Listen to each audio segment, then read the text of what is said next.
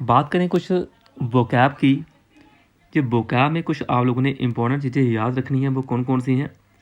जैसे कि बात करें हम idiom and phrases. Idiom and phrases की बात करें, इसमें से कुछ चीज़ें आप लोगों को आनी चाहिए। जैसे कि सबसे पहला क्या लिखा गया है, टू टेक एडवांटेज ऑफ। तो टू टेक एडवांटेज ऑफ का मतलब क्या होता है, to avail oneself. To avail oneself का मतलब क्या हुआ कि किसी का फ़ायदा उठाना। फिर सुनिए, टू अवेल वन सेल्फ आपका मतलब हुआ किसी का फ़ायदा उठाना। तो इस पे एक सेंटेंस बना के दिया है आपको, you can take advantage of my influence for getting a job, कि आप इस चीज़ का फ़ायदा ले सकते हो, बेनिफिट ले सकते हो, फ़ायदा उठा सकते हो of my influence for getting a job. जहाँ यानी कि मैं जहाँ पे हूँ, मेरी प्रेजेंस में आप किसी भी चीज़ का फ़ायदा उठा सकते हो, अभी ले लो। जब तक मैं इस पोजीशन पे पोस्ट में हूँ, तो तब आपको जब वर्ड यूज़ करना होता है, to take advantage word use कीजिए, जिसका मीनिंग है टू अवेल वन सेल्फ, यानी कि किसी का फ़ायदा उठाना, किसी चीज़ से फ़ायदा उठाना।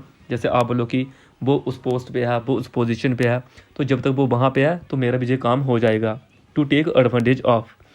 अगर आप इसी को इस तरह से बोलो कि to take advantage over.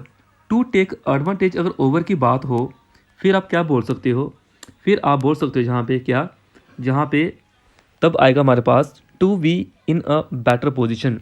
Advantage over जब आ गया, to we in a better position, जे वाला आप लाइन यूज़ करोगे, इन अ बेटर पोजीशन। देखो इसका कुछ मीनिंग नहीं, जो ऐसे यहाँ पे ऐड हो चुके हैं, to we in a better position. तो इसका अगर सेंटेंस कुछ बनाना हो, an employer has always many advantage over his employees. सबसे पहले आप याद रखो कि एम्प्लॉय का मतलब होता है जो काम प्रोवाइड करता है। कौन? एम्प्लॉयर। एम्प्लॉय वो होता है जो काम देता है आपको, और एम्प्लॉय वो होता है जो वहाँ पे काम करता है। इन दोनों के बीच डिफरेंस आपको पता होना चाहिए। N employer has always many advantage over his employees, यानी कि जो काम देने वाला उसके पास तो एडवांटेज और एडवांटेज ही है, वो हमेशा एक बेटर पोजीशन में होता है, वो किसी को नौकरी दे, चाहे छीने, चाहे कुछ भी कर सकता है। तो ऐसे बोल सकते हो। एक है एडवर्बम।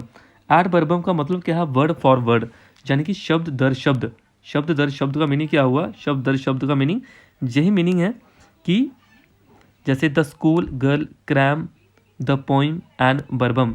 वर्ड टू वर्ड किसी ने क्रैम करके रखी कोई चीज़, जब वो टीचर को सुना रहा हो तो तब बोलते हैं इसको एड बर्बम बोलते हैं। हम क्या बोलते हैं? एड बर्बम।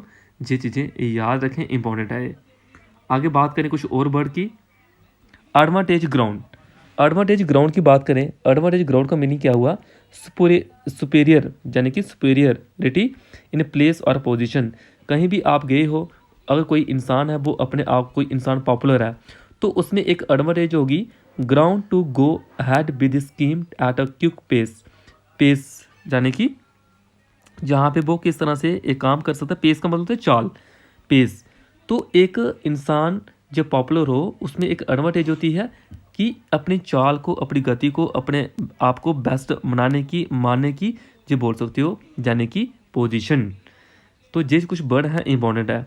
उसके बाद बात करें to take a person at an advantage, to catch one by. To take a person at an advantage यानी टू कैच वन बाई।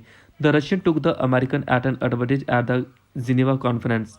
तो देख सकते हो लाइन से मीनिंग ही समय लग रहा होगा आपको।